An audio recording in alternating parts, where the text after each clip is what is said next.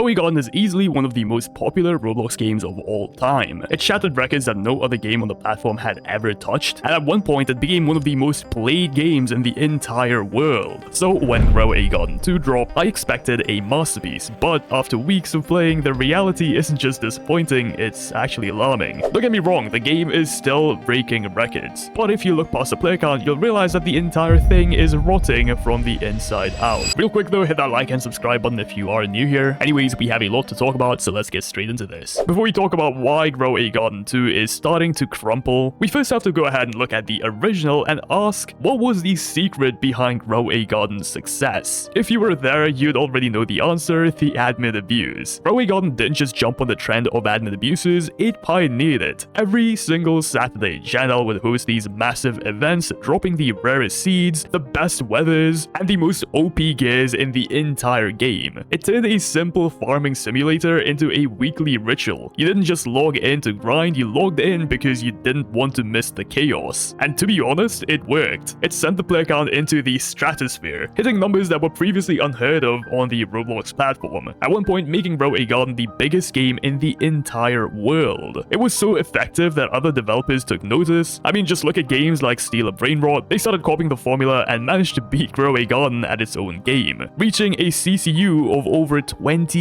million players playing at the same time. But here's the thing, the admin abuses were only half of the equation. You see, like clockwork, every single week following those events, the developers would drop a fresh content update. If the admin abuse was the hook that pulled everyone into these servers on a Saturday, then these updates were the glue that kept everyone there all week long. We're talking new seeds, new pets, unique weathers, and entire new themes to the game, such as the night event or the summer event. It felt like the game was constantly evolving during this period of time. And you know what? It worked perfectly. It kept Grow a Garden at the #1 spot on Roblox charts for months on end. It was the gold standard for how to run a simulator game, build the hype, deliver the content, and keep the cycle spinning. Honestly, at this point, Grow a Garden looked unstoppable, but with that kind of pace, it's a recipe for burnout, and that's exactly where the cracks started to show inside of Grow a Garden 1.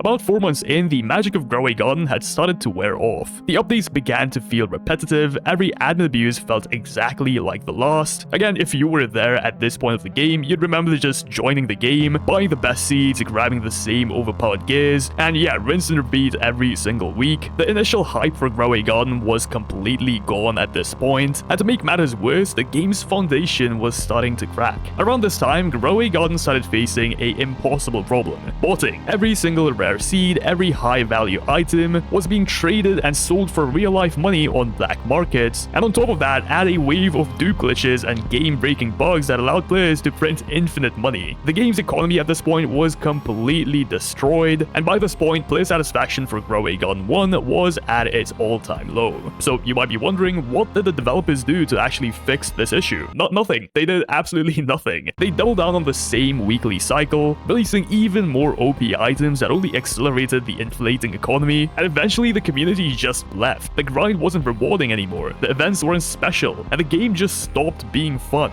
Grow a Garden 1 didn't just die overnight like many people believe, but instead it slowly drifted into irrelevancy. The special feeling that many people had, that unique pull that kept us all coming back, had faded, replaced by the bitter reality of a broken economy, rampant hackers, and a developer team that just stopped listening. So with that history in mind, let's look at Grow a Garden 2.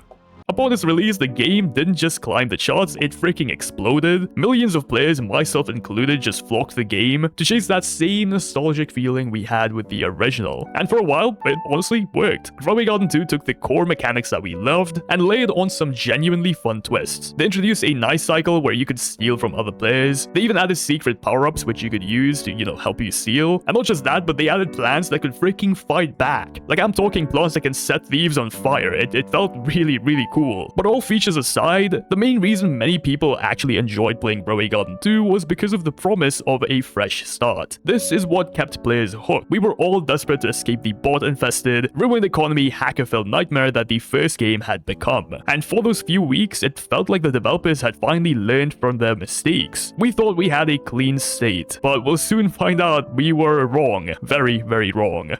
As weeks continued, the fresh start started to feel a little bit empty. Players slowly realized that this wasn't the grow a garden they once loved. The developers completely overhauled their strategy for how they're gonna run this new game, and for the core community, this felt like a massive downgrade. Gone were the days of structured, themed updates. Instead of a reliable weekly update like we got inside of Grow a Garden 1, in Grow a Garden 2, we got random scattered content drops, no announcements, no hype, and most importantly, no events at all. It became a guessing game. Every day you'd log on and just hope, fingers crossed, that something new had actually been added to Grow a Garden 2. And again, the core community absolutely hated this. But the final nail in the coffin was when Jandal confirmed on his TikTok that the legendary admin abuses were officially dead. The one thing that made the original game a cultural phenomenon was explicitly off the table. For the players, the excitement vanished overnight. The weekly ritual, the thing that gave us a reason to clear out our schedules on a Saturday, was replaced by a mundane, aimless grind. The game had gone from a high-energy event to more of a chore. Grow a Garden 2 continues to drop these mini updates throughout the week, even after receiving a backlash from the game's core community, and honestly, I don't think it's gonna change anytime soon. But this isn't even the main issue, because things get a whole lot worse after this. If you play the original Grow a Garden, you know that the game was no stranger to pay to win. Want the best seat in the game? Shell out 1,500 Robux and get it instantly. Want to skip a 6-hour wait time? Drop another 300 Robux and your plants will grow in a blink of an eye. It was frustrating, but honestly, we accepted it, mainly because it was optional. You didn't actually have to pay money to progress in the game. In Grow a Garden 2, however, the developers went further. They started locking essential progress behind paywalls. For example, if you need more inventory space to complete a guild competition or something, that's gonna cost you real-life Robux. They even added a shortcut to get the best pets in the game for just 666 Robux. For context, if you didn't want to pay, you basically had to rely on luck and patience for the pet to spawn in naturally, which by the way could take hours or even days. At this point, there was really no challenge left in the game, because again, you can't just get the best things in the game by paying money. So this didn't feel like a fresh start anymore to many people. It felt more like a cash grab. It's hard not to get the impression that the developers know the game's lifespan is limited, so they're trying to squeeze every single last cent out of the player base before the momentum dies completely. And for the community, that's left a bitter taste. When you're paying for basic quality of life features, the fun part of the game gets lost pretty fast. But anyways, while we were all distracted by the updates, or actually the lack thereof, a much larger silent killer was taking root.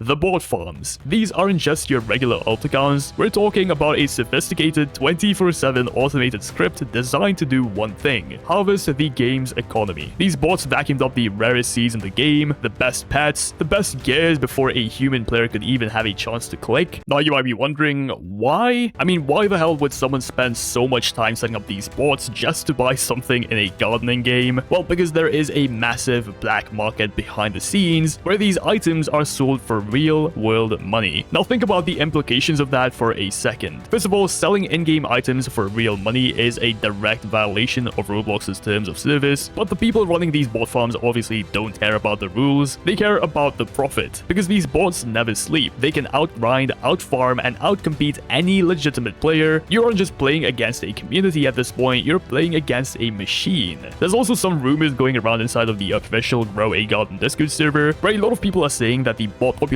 in Grow a Garden 2 might actually outnumber the real human players. That 400,000 player count you see on the front page, it's entirely possible that that number is a total fabrication. At this point, we're looking at a game where the developers might be relying on inflated numbers to keep the hype alive, while the actual breathing community is being pushed out by automated scripts. So this begs the question, how many real people are even left in these servers? But anyways, let's say you manage to find a server that isn't completely overrun by bots. You're not safe yet. If you've spent any time in public lobbies, you know exactly what I'm talking about: the hackers. They are everywhere, flying across the map, instantly teleporting and stealing every rainbow, gold, or mega seed the second they spawn in, and occasionally they might even swat you off the map because they can. So now the obvious solution to these hackers is to just play in a private server, but at that point, what's the actual point? Grow a Garden was always a social game. Half the fun was the flex, showing off your massive garden, displaying all the rare mutations you've managed to get, or just seeing what other people have built in their gardens. So when you force players into private servers just to avoid getting harassed by hackers, you're killing the exact thing that made the game social in the first place. You're effectively turning a massive multiplayer experience into a lonely single-player chore. So if the social experience is dead, and the public servers are a playground for hackers, then the heart of the game has already stopped beating. But by far the biggest issue with Grow a Garden 2 and Grow a Garden 1 was none other than its developers. Yes, the people who created these fantastic games are the ones responsible for their downfall. The lack of communication, the refusal to listen to community feedback, and the pivots to predatory pay-to-win mechanics. The hype that carried the original game has long vanished, and the momentum that Grow a Garden 2 built at launch is also fading away fast. Unless the developers act